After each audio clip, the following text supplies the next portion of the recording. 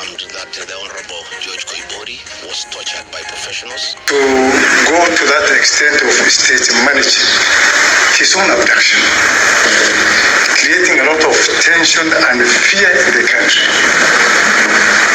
Fortunately, we were able to expedite the investigations and to expose him to the public that the Member of Parliament was indeed not abducted. We have even identified the hotel and the room number that he slept in. He did not suffer any injuries whatsoever. And besides that also, we are also reading an element of politics to try to cause fear and anxiety in the country. So we are reading a political motive in the entire drama.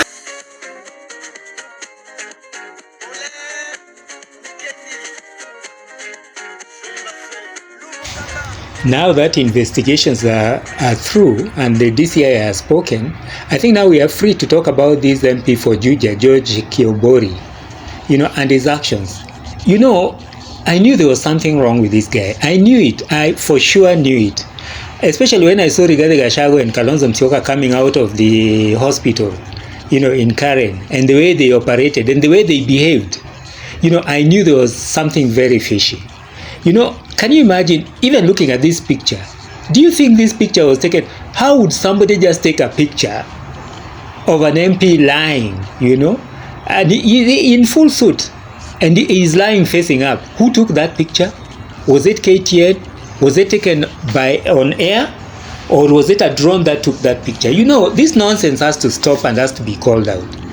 You see, at the end of the day, Kalonzo Musyoka and Matiang'i should see this. It appears like they are so blind and they don't realize that they are actually fighting for the wrong cause. Rigathi Gachagua is not somebody to rely on at all.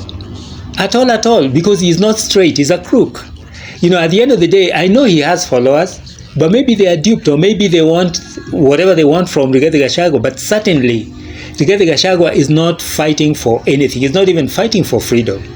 This actually goes into telling us a lot about what happened and why he was actually fired.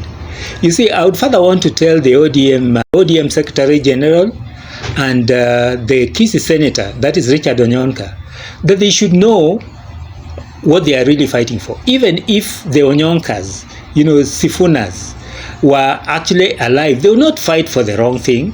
They would really want to be involved in something that is clean. I wish you saw the way Senator Richard Onyonka talked yesterday on television. It was so bad and it was so damning, and he was like talking with his DNA there. Now what would he say? You see. So at the end of the day, this nonsense has to stop, and really, it's good that DCI has come out clearly. At the end of the day, we really need our institutions to work and to weed out this kind of politicians who really actually fight for nothing out of this political sphere. This is very toxic. I really want to hear your comment in the comment section.